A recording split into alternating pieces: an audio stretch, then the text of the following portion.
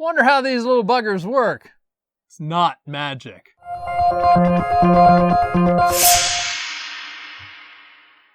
Okay, I can hear it now. Some of you are saying, don't build me a watch, just tell me what time it is. Yes, that is true if all you want to do is copy and paste somebody else's code in order to make their project. But what if you want to make your own project? Or, more importantly, what if you want to learn how to debug your project? So we are going to go into a little bit of theory today. Actually, not theory, but we're going to examine a data sheet. And data sheets have all sorts of pieces of information in them, probably more than you need, like operating temperatures, rise times, fall times, things like that. But there are some real good nuggets in those data sheets that we're going to need to know before we can start investigating the WS2812B LED strips. Now, some of you may refer to one of these little lights as an LED. Turns out there are actually 3 LEDs, one red, one green, and one blue. And they're individually controlled by a small controller on that light. Now, just like the elements on a picture, the picture elements or pixels, we can change the level of red, green, and blue independently. So I'm going to refer to those little lights for the rest of this lesson as a pixel. Now, the general layout of one of these pixels has voltages coming in, or a source voltage, which we'll call VCC, some people will call it VSS, and then we've got a ground, some people refer to as VDD, VSS being source, VDD being drain. And then we also have a line coming in called data in. So 3 lines are all we need to control this small little pixel, all right? Now, once that data, we'll just say the voltages and the grounds are used not only to power the LEDs, but to power the control electronics on this pixel. One of the things that happens is when the data comes in, and we're going to talk about how that data is formatted, when the data comes in, if you send electrical signals down a path for long distances, they get weaker, they attenuate, the corners that were sharp get softer, the levels that were high get lower. And so one of the other things that the controller in here does is when it receives the data, it rebroadcasts it back out as D out, so that it can go to another LED. And so this guy can then go, did I say LED? Meant to say pixel. So this guy can go to another one of these pixels as D in. We'll of course have VCC and ground. And then it takes its data and boosts the signal, cleans the signal up, and passes it along to the next device. Now, whenever it comes to VCC, there are a couple of things that we need to know.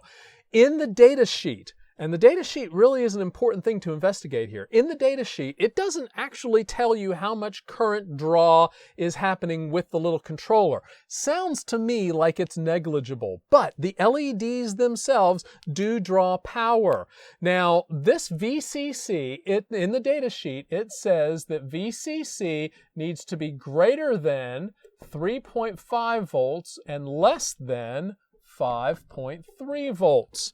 Now, this causes a problem for those of us that are going to try and use our Raspberry Pis, because Raspberry Pis operate off of 3.3 volts. Now, as far as the voltage to drive the circuit is concerned, as long as we connect it to 5 volts, which is available off of the Raspberry Pi's bus, as long as we send that 5 volts here, it'll be enough to power a few of these LEDs. But the problem is, and we'll get to it in a minute, is this data in. It too needs to be 3.5, 3.7 volts as required by the datasheet. We'll see how we can fix that whenever it comes to the Raspberry Pi. The Arduinos don't usually have a problem with this because most of the Arduinos are 5-volt devices. Now, let's talk about the current. Now, when it comes to the current, the vast majority of the current is going to be used by the LEDs, especially when they're on full bright. Now, whenever they're on full, they take about 20 milliamps each. I've got 3 LEDs, so that means that I have 3 times 20 milliamps is equal to 60 milliamps per per each one of those pixels. All right? And that's just whenever it's full on bright. Understand that if you don't have an intention to ever make it full on bright for all three of the LEDs, you're not going to be pulling 60 milliamps per LED. But a string, for example, this short string that I've got right here, this is a string of 30 LEDs. And so in order to drive this, I need to have a power supply capable of having 30 times 60 milliamps, which is equal to 1.8 amps. All right? And that's more than, for example, the Raspberry Pi might have excess to give out of its own power supply. Most of the time, the Raspberry Pis, they run off of 3 amp wall warts, plugs that you plug into the wall that drive them. Well, the Raspberry Pi is going to pull a lot of that current off, 2 amps possibly, maybe even more, 2.5 amps whenever you're going with the Raspberry Pi 4. So we don't have the excess amperage. We may need to have an external power supply.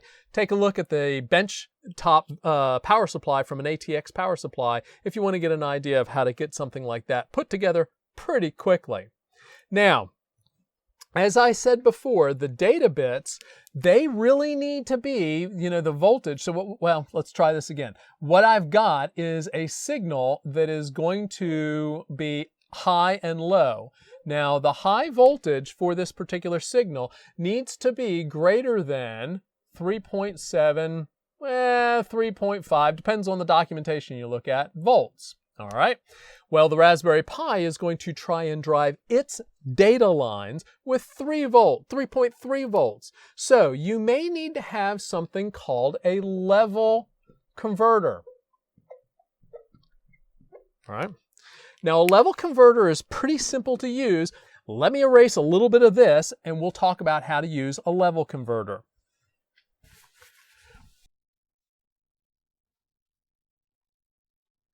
All right, now, a level converter such as this one, about $3 to $5 off the internet, gives you a number of connections, and basically what you're going to do is on one side, you're going to have the lower voltage device, and on the other, you're going to have the higher voltage device.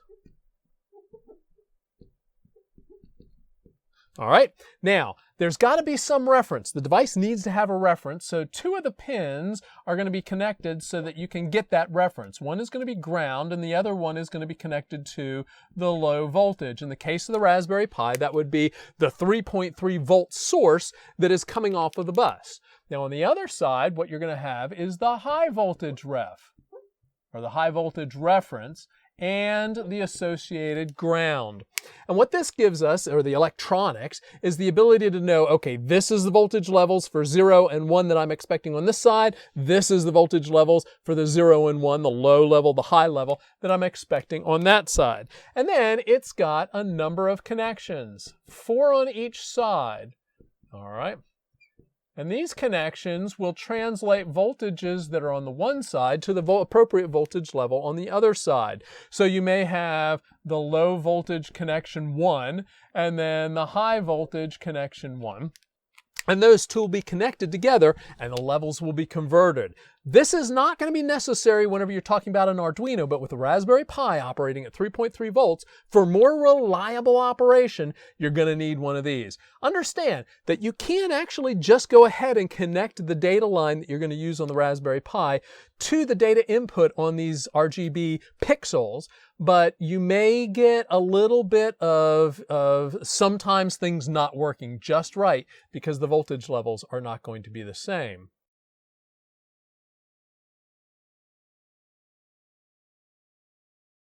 Now we are talking about logic 1s and logic 0s, binary. So we're going to be passing binary data off to these RGB pixels. Now, the way it works is that you've got rising edges happening at a constant rate. They're going, this is the data line. So this is what is expected on data in. So you're going to get these rising edges at a regular rate. So we expect the bits to come at a consistent rate. Now these pulses are going to be coming 1.25 microseconds apart.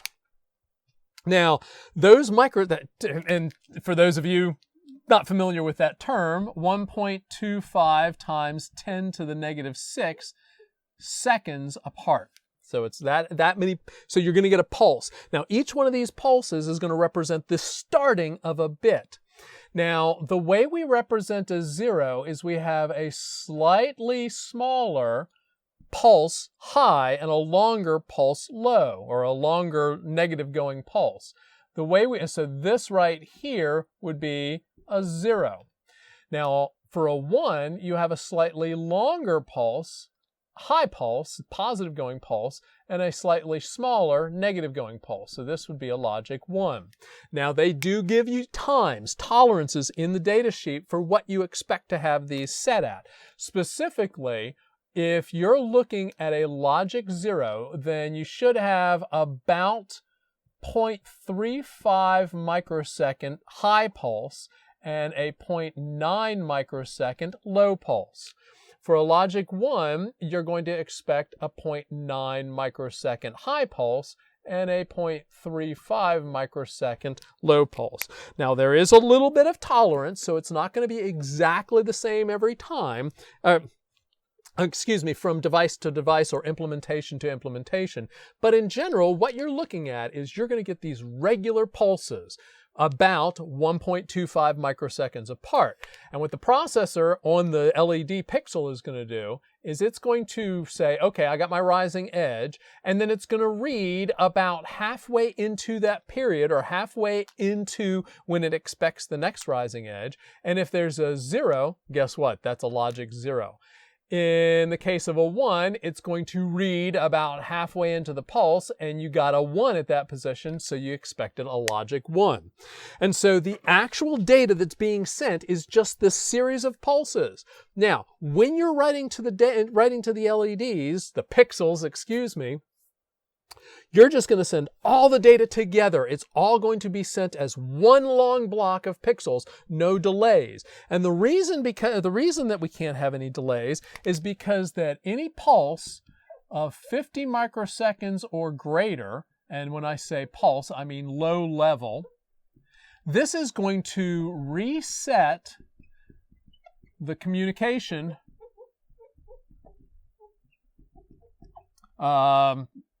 the signal. All right. Now, we're going to talk about the importance of resetting that communication signal whenever we talk about how it is we're going to transfer this data to the pixels. But anything that's greater than 50 microseconds, and in general, if you're not sending data, you just bring that line to a low level, leave it low level. The next time we are going to send out data, then these pulses are going to happen. It's going to be considered the beginning of a frame, the beginning of the next communication process out to these pixels.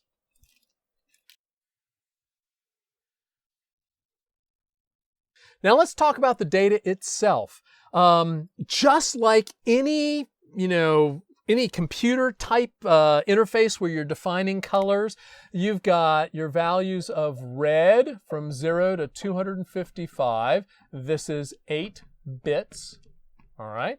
And then you've got your green, also from 0 to 255, also 8 bits. And then you've got your blue, also 0 to 255, 8 bits. So to set the color on one pixel, we've got 24 bits. Now, those 24 bits have to be passed along to the pixels. And the way we do this is that you've got all the data, and now that I know how to send a 1 and a 0, now I'm going to put 1s and 0s together to make my data. And it's going to be broken into, well, let's see, if I've got all of my bits, my 24 bits. So there are my 24 bits. Now, the first 8 bits, the patterns of 1s and 0, this is going to be the amount of green starting with the most significant bit. So I've got my green bit 7, my green bit 6, all the way down to my green bit 0. And so whatever value I figure out I want for my green, I put it right into that portion of the bit pattern. Now remember, these things are coming along at 1.25 microseconds, so every one of these bits as they come along, they're just right one after the other. So there's no break or delay whenever we send the amount of red. All right. And I think I missed a bit here. Let's see, red, there we go. And so I've got my red bit 7, my red bit 6, all the way down to my red bit 0. And then I send my blue. Blue bit 7, it's supposed to be an R, blue bit 6, and then blue bit 0. All right. And so there is one color. Now, how does each one of the LEDs know which color is theirs? You know, we've got 30 in a string. Then how do we know which color is theirs? Well, what happens is if I've got my LEDs set in a row, and coming from my processor, I've got my data in. All right. Now, this first LED, it's going to get the full string that's sent from the processor out to my LEDs. This one is going to grab the first 24 bits, set its color appropriately, and strip that out of the packet, strip that out of the communication. Then everything that comes after that, it's going to pass along to the next LED. And then that one is going to pull its 24 bits out of the stream and then send and set its LEDs appropriately and then send it on down. So every time you go down the line, you're going to have one less set of 24 bits defining the color. Also remembering that the signal is going to get boosted up and cleaned up as we sent it out. All right. Now, how are we going to talk about some timing? Well, as an example, let's talk about one of these strings of pixels. So let's see, if I've got 30 LEDs, so I've got a strip of LEDs similar to this one, 30 LEDs. So I've got 30 pixels, right, times 24 bits per pixel, per pixel, right? All right, so I've got 30 pixels times 24 bits per pixel. This is 720 bits that I need to send. Now, if I've got 720 bits to send, and it takes 1.25 microseconds per bit, then how much time does it take to send this whole string? Well, it takes about 900 microseconds, or it's 0.9 milliseconds, all right? So at least that gives you an idea of how long it's going to take to send all of this data. But what I really want to know is how many LEDs can I support? How long a string can I support and not have what the eye would detect as flicker if I'm just constantly sending out new values to these LEDs? Well, 80 hertz, let's try this again. 80 hertz is about what you need to send data at in order for the eye not to detect a flicker. And so if this is the case, what we want to do is send new color every 1/80th of a second. And so my question is how many of these LEDs can I communicate to in 1/80th of a second so I'm not going to detect any of the flicker? Well, so that means that the time per pixel is going to equal 1.25 microseconds per bit, right, times 24 bits per pixel, which is equal to 30 microseconds. And I hope I haven't gone too far off of the screen here. Let me just try and do this below. That means that I've got 30 microseconds per pixel. All right. Now, how many of these pixels can I do in 1/80th of a microsecond, or excuse me, 1/80th of a second? Well, 1/80th of a second is equal to we'll just say 12500 microseconds. And then if we want to divide this by 30 microseconds per pixel, this should tell us how many pixels we can have. And it turns out we can have 415 pixels and be able to not detect any flicker. All right? Well, now it's time to wire up our circuit. If you have a Raspberry Pi or an Arduino, you'll just need a couple of parts. If it comes to the Arduino, you should be able to just use this strip of LEDs, maybe an external power supply. If it comes to the Raspberry Pi that you're using, you'll also need that level converter. You can find ideas of where to find these parts in the description.